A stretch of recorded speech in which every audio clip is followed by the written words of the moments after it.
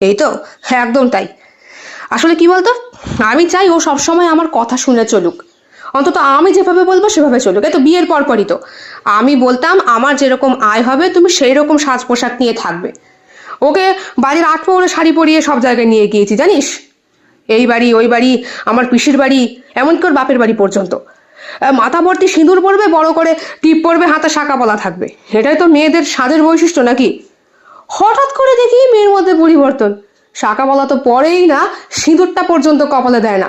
তুই বল মানা যায়? হ্যাঁ রে ধর ভাই, এটা কোনো প্রবলেম? কথাটা বলেছিল পল্টন। আজকাল বেশিরভাগ মেয়েরাই ওসব পরে না, আর তুই এসব পুরনো ফ্যাশনে কেন পরে আছিস? সন্দীপনের কথাটায় জুঁত লাগেনি, তাই পল্টনকে কাটিয়ে বলেছিল, আমি যাই ভাই, বুঝলি তো, আমার কাজ আছে। এই বলে বেরিয়ে গিয়েছিল সন্দীপন। আজ শ্বশুর বাড়িতে এসেও পেরে উঠছে না কিছুতেই তিয়াশার সাথে। তিয়াশা আজকে রুদ্র মূর্তি ধারণ করেছে। সন্দীপন বলল, আমি বরং বাড়ি যাই। তুমি কি বলছো, যাবে না তো? না না, আমি যাব না। যতদিন না মা সুস্থ হচ্ছে আমি যেতে পারবো না। তবে তুমি যদি আমাকে জোর জবরদস্তি করো, তাহলে আমি ওই একবেলার জন্য গিয়ে পরে বাড়ি চলে আসব।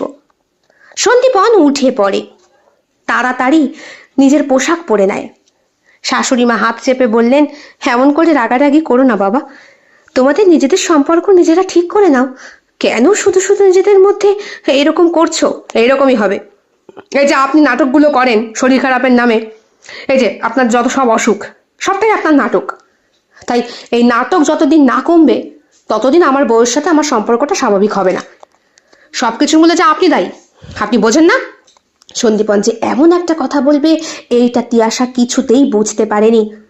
ছুটতে গিয়ে সন্দীপনের গালে একটা চড় মেরে বসে সে। তারপরে বলে, বেরিয়ে যাও আমার বাড়ি থেকে। আমার বাড়িতে তোমার পা যেন কোনো দিন না পড়ে। পড়লে না টুটি ছিঁড়ে রেখে দেব। ততক্ষণে বাবা চলে এসেছে বাড়ি। তিয়াশার খুব প্রিয় পুঁটি মাছ। ঠিক করেছেন আজকে মেয়েকে নিজের হাতে রান্না করে খাওয়াবেন।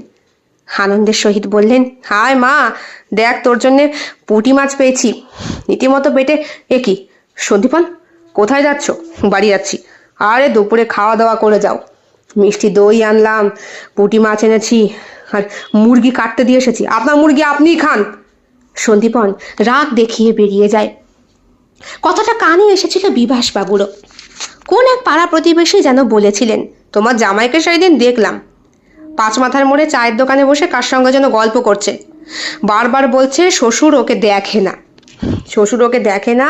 শ্বশুর তো একজন চাকরিওয়ালা মানুষ, অর্থ